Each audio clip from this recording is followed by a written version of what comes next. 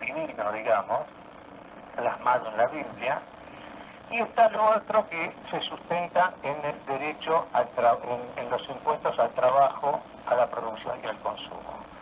Esa es la fuente contraria, que es la fuente del derecho romano, más conocida como derecho bárbaro de los romanos o derecho esclavista de los romanos, porque genera una sociedad como la que tenemos en la Argentina hoy, con una enorme desigualdad, esclavitud de la mano de obra trabajadora, Sí. y una violencia que genera, que va increciendo hasta la guerra civil, ¿no? Bueno, esto está afectando a todo Occidente, porque el cristianismo fue modificado un poco hacia un cristianismo romano, y eso repercutió en nosotros. Por esta razón hubo 2 guerras mundiales con 186 millones de muertos en el siglo XX por esta razón. En el siglo XXI, bueno, vemos los desórdenes y las tensiones que se están generando, que es peligrosísimo. Por eso la necesidad de llamar la atención, porque en esta San Agustín decía que la historia de la humanidad, repetía esto, ¿no?, es la lucha constante entre el derecho romano y el derecho cristiano, es decir, entre el régimen de impuesto al trabajo, a la producción y al consumo, y el impuesto a la tierra. Sí, para que nuestros oyentes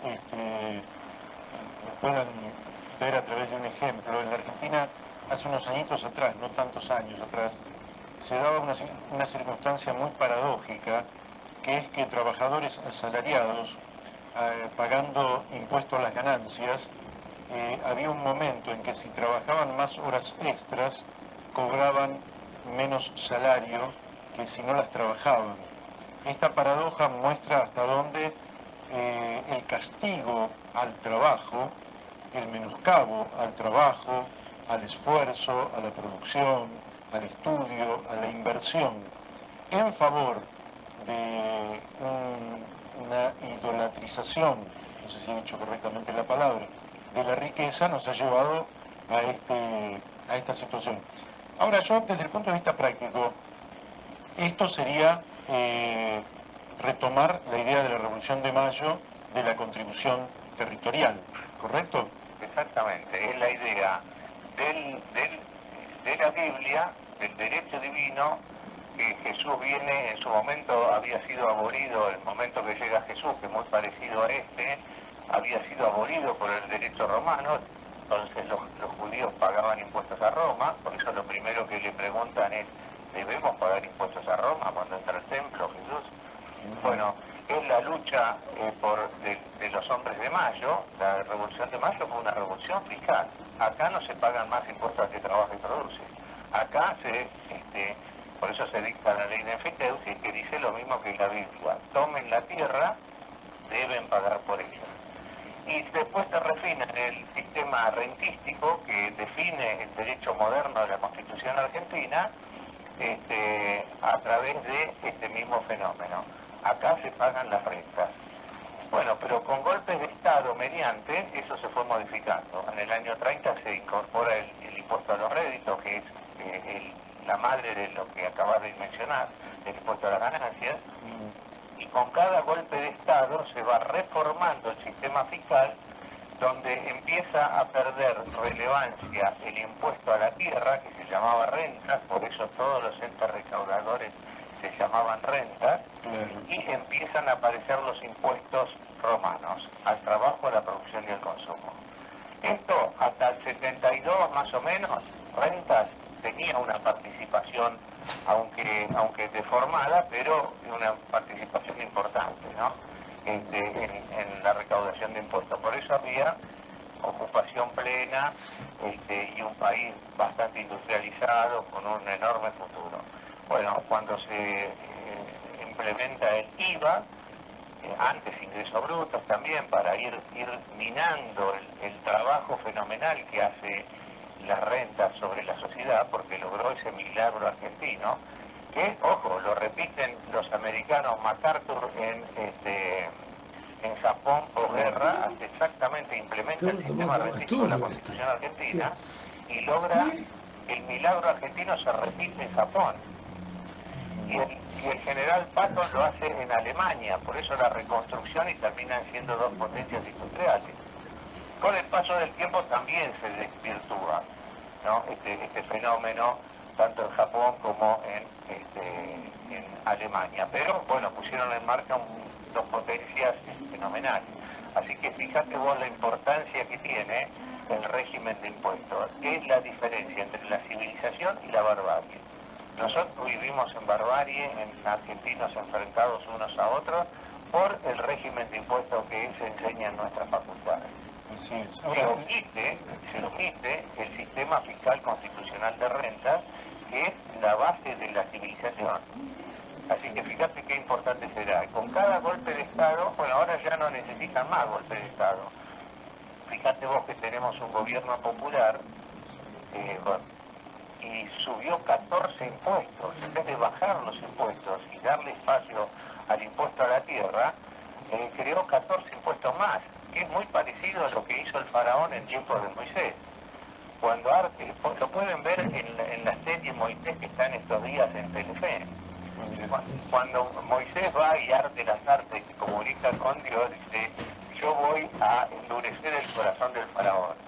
¿Y qué hizo? Los esclavos judíos que estaban en una zona de confort, como nuestra clase media, que mientras están esclavizadas, pero bueno, tienen autito, tienen una vacación de 15 días, creen que este sistema, o sea, pueden sentir que son esclavos, pero tienen margen todavía. Bueno, cuando el faraón les aumenta los impuestos, todos reconocen que son esclavos y se viene la rebelión de los esclavos, que es la salida del pueblo de Israel de Egipto. Así que esa fue, bueno, hoy todas las migraciones también están basadas en esto, este fenómeno de migración que hay de gente desesperada porque no encuentra en su territorio un metro cuadrado para vivir y trabajar. Y esto pasa en el desierto verde argentino, donde los argentinos no tienen un metro cuadrado para tener a sus hijos.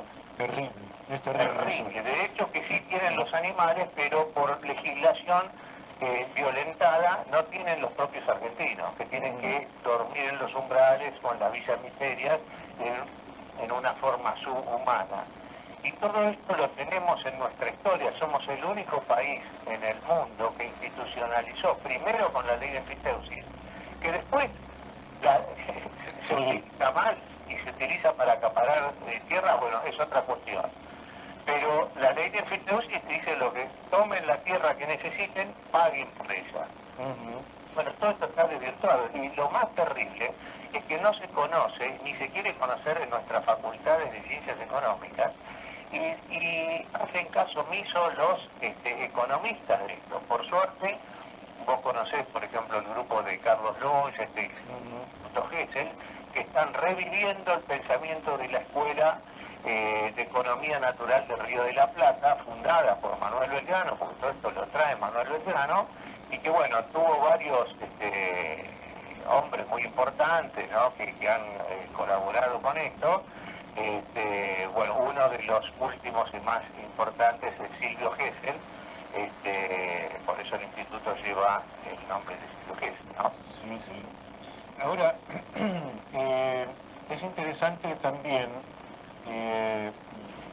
para la gente que nosotros tenemos un Estado cuyo presupuesto en realidad nunca sabemos exactamente de cuánto es, porque en la Argentina los presupuestos, en fin, llegan tarde, son generalmente dibujos, pero vamos a redondear una cifra de 100.000 millones de dólares, ¿no?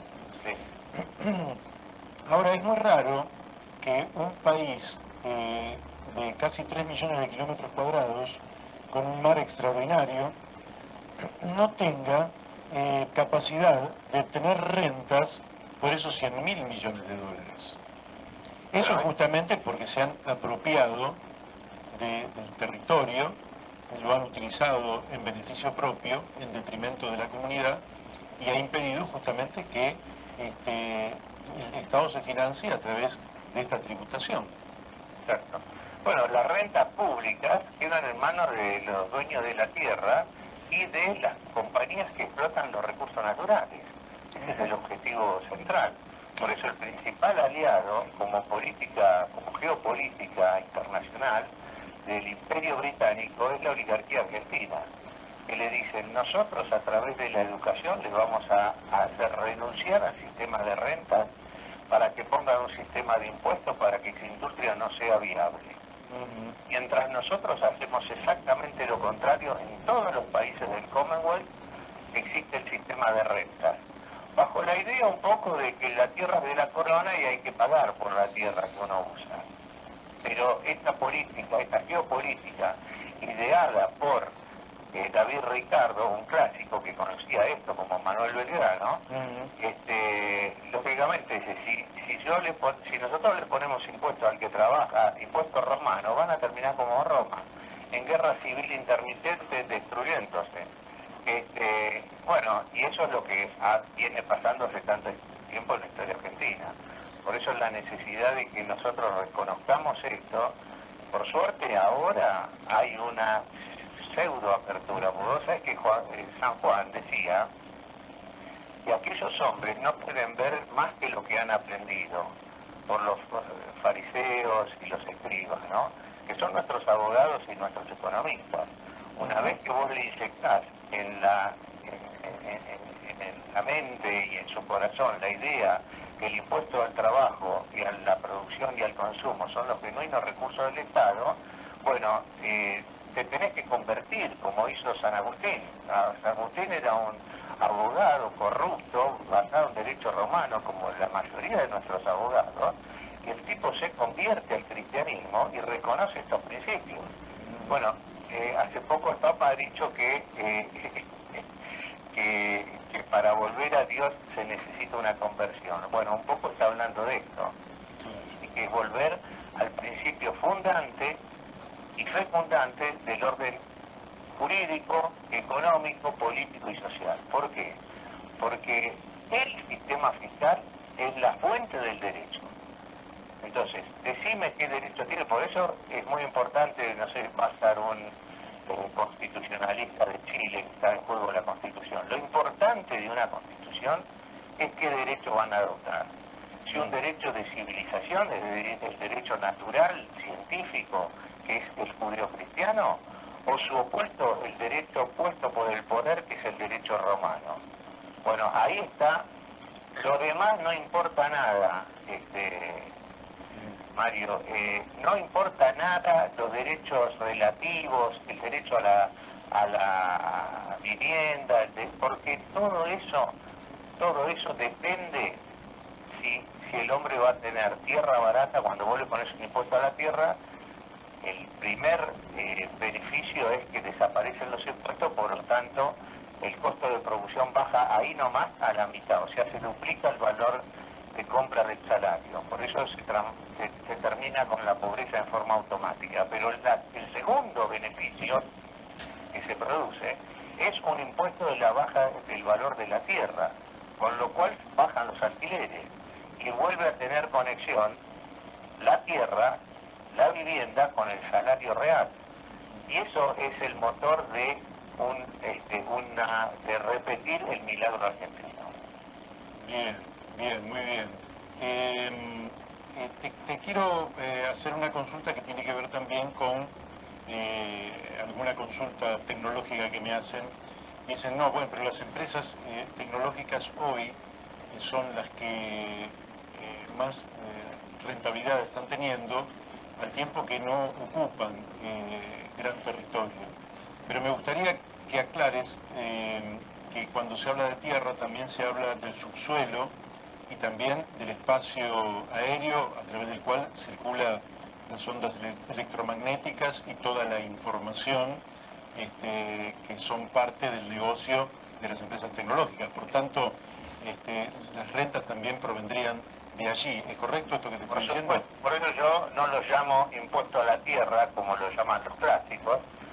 El impuesto a la tierra libre de mejora. En aquel momento de la Revolución Francesa, en el Reino Agrario de Francia, se pensaba solo en la renta de la tierra rural. Hoy tiene más incidencia la renta de la tierra urbana. La tierra urbana es mucho. Imagínate cuánto cuesta una hectárea en Pergamino, que es nuestra mejor zona, valdrá 15 o 20 mil dólares, y cuánto cuesta una manzana en la ciudad de Buenos Aires, no baja de 100 millones de dólares. Entonces, la tierra urbana es muy importante, es más importante que la rural, pero también, por eso hablo de los recursos naturales, porque está el espectro electromagnético, los recursos marítimos, los piscícolas, en fin, ¿no? Hay una cantidad de recursos naturales que, lógicamente, le convienen a lo que se llama la inversión extranjera, que viene a cooptar nuestros recursos naturales porque se apropian de la renta pública. Entonces vos fíjate vos la complicidad que hay en todo nuestro sistema educativo, que se omite el sistema fiscal bíblico y del cristianismo y de la Revolución de Mayo y de su constitución, para imponer este régimen perverso de impuestos que genera esto, esclavitud, desigualdad y guerra civil. Es increíble lo que está pasando. Sí, es muy profundo lo que decís. Ahora... Bueno, esto ya lo plantea como estrategia Winston Churchill, ¿no? Winston Churchill, o sea, no solo David Ricardo dice, porque si yo te digo que un sistema fiscal te lleva a producir el milagro argentino y el otro te lleva a la guerra civil, entonces, lógicamente, ¿para qué invertir tanto en armas? Traigamos a los intelectuales a nutrirse y solo van a ver lo que nosotros les digamos. Sí. Es el caso de Raúl Cuello en su etapa joven, por eso Raúl Cuello, que es el creador de la FIP, muere en su memoria diciendo cómo nos engañaron en las universidades del este de los Estados Unidos, porque nos pusieron a los jóvenes estudiantes profesionales argentinos premios Nobel de Economía y nadie chequeó si eso era cierto o no era cierto. Y que nos hicieron renunciar a los principios básicos económicos y fiscales de la Revolución de Mayo, y acá está el origen de todos nuestros males. Bueno, esto hace poco me lo acaba de reconocer también Adolfo Stusenegger, el gran responsable de toda esta decadencia que tenemos. Bueno, está preparando un trabajito, pero todos cercanos ya a la muerte, a los 80 y pico de años, se confiesan y que han sido engañados. Si no tendríamos que hablar de enorme traición a la patria, lo que hizo Cavallo, Menem y todo esto.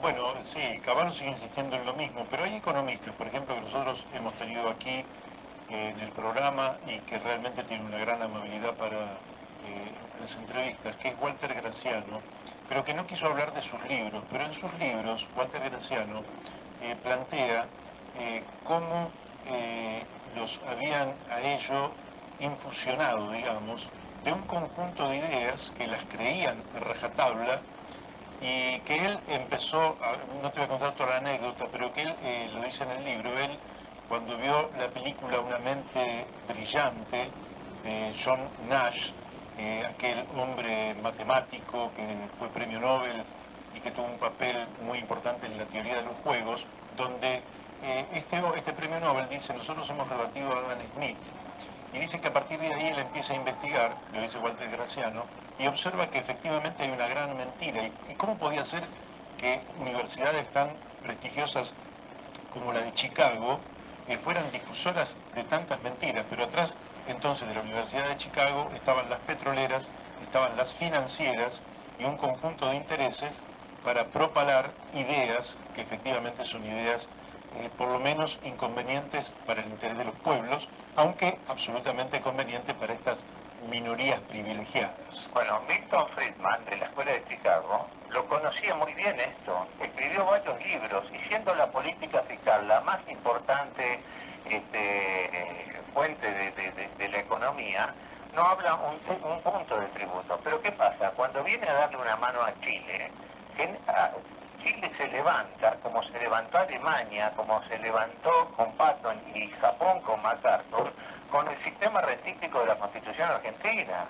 Ahora, ¿y por qué no lo mencionan y lo nombran? A veces yo tengo los videos en que Milton Friedman lo menciona en sus conferencias, pero con la salvedad y dice, Rose, que es la mujer, me va a matar cuando yo diga esto, pero el mejor impuesto es el impuesto de Henry George, que es el impuesto a la tierra.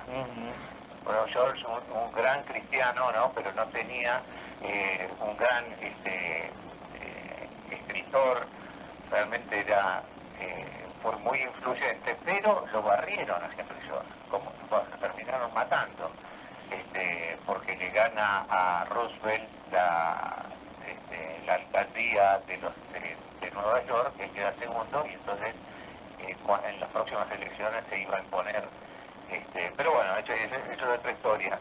Pero lo que te quiero decir es que acá hay un gran engaño en las universidades. Por eso yo, en el 2012, muchos gente del Commonwealth que saben esto de economía clásica hicieron un primer congreso fuera del Commonwealth, lo hicieron en la Argentina para ver por qué estábamos diciendo esto. Porque todo esto es la escuela de Salamanca, es la escuela de Belgrano, de los hombres de Mayo. Pero acá se borró, porque acá ganaron los unitarios. Y entonces esto fue filtrado en las universidades y generado una impostación filológica. O sea, cambiaron las cosas que decían los hombres de Mayo. Bueno, nuestros historiadores no saben de qué se trató Mayo. Cuando Susana Jiménez le pregunta qué diferencia hay entre el 25 de mayo y el 9 de julio, bueno, Pacho O'Donnell no sabe responder. Porque lo uno fue una revolución como la copernicana, donde la Tierra salía del centro y se ponía el Sol en el centro del sistema, y generaba, o sea, el principio fundante cambiaba. La Revolución de Mayo es lo mismo, es cambiar el régimen de impuestos romano y esclavista por el sistema de impuesto a la tierra, el sistema de rentas.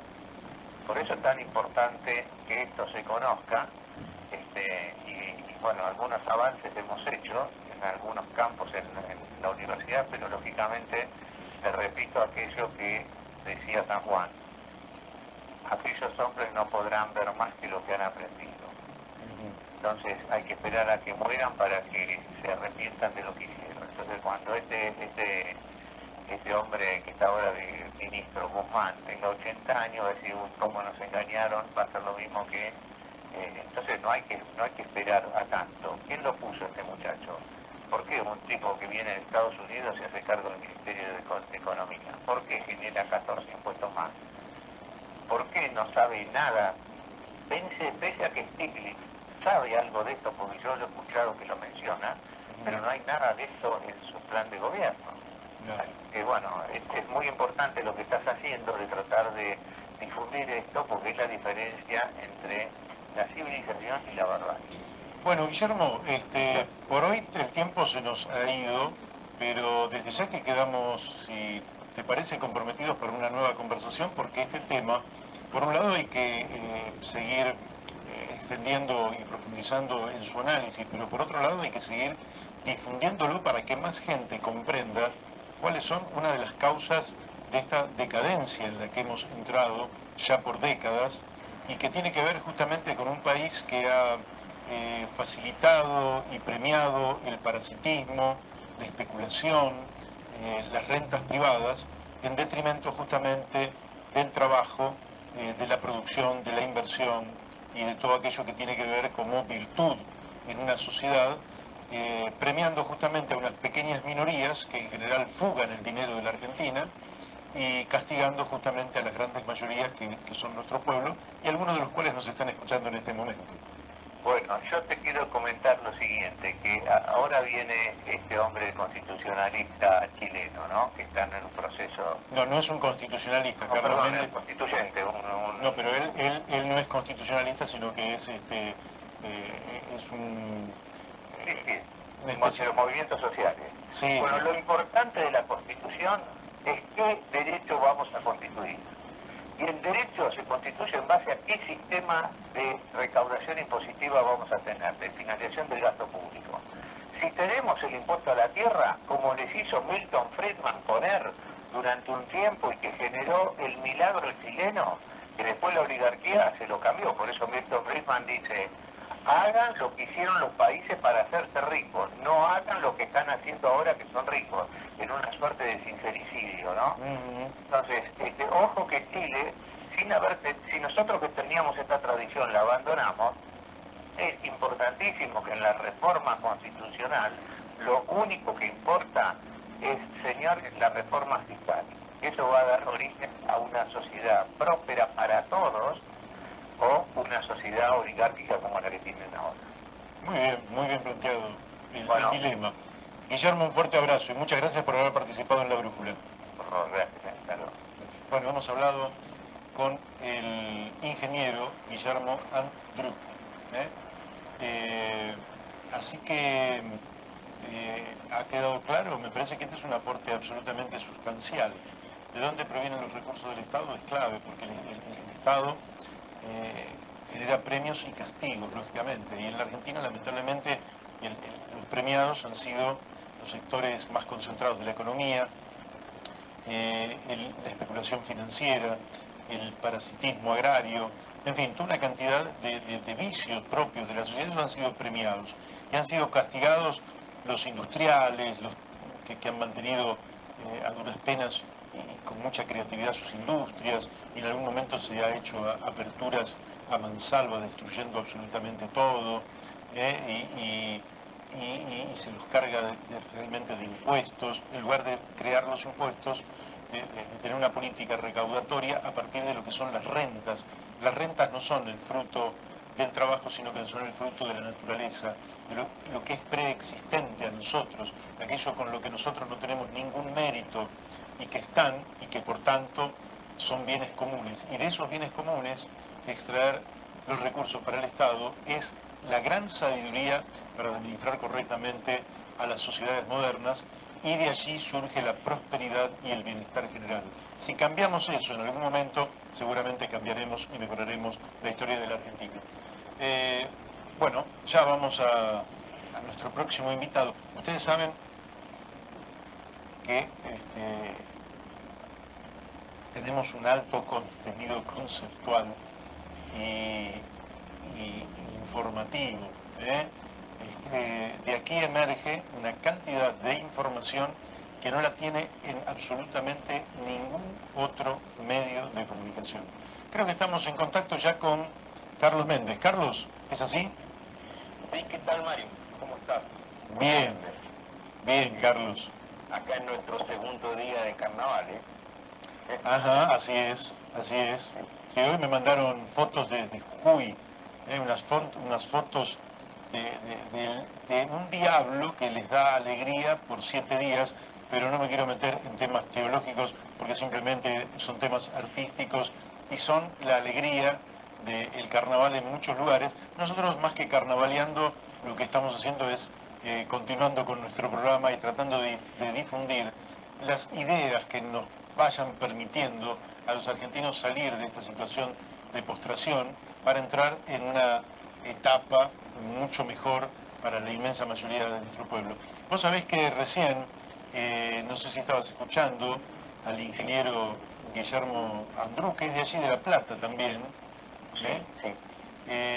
y él decía que Chile, si va a discutir desde cero una constitución, el punto nodal es justamente en qué derecho se va a sostener. Si se va a sostener en el derecho romano, que es un derecho oligárquico, o se va a sostener en un derecho, él dice, cristiano, yo podría decir social, un derecho fraterno, que extrae los recursos para el financiamiento de la cosa pública, de las rentas propias del Estado, o va a obtener esos recursos con los cuales va a financiar las tareas propias del Estado moderno, del trabajo, la producción y de la inversión. Esto define dos modelos distintos y sería bueno que se tuviera en cuenta en la inteligencia que va a participar en la reforma constitucional de Chile este tema, que no es un tema menor, es un tema de fondo, porque la desvirtuación de este tema le significa a la Argentina haber entrado en un ciclo decadente desde hace demasiado tiempo. Aquí cierro, me gustaría que me cuentes cómo están los movimientos sociales participando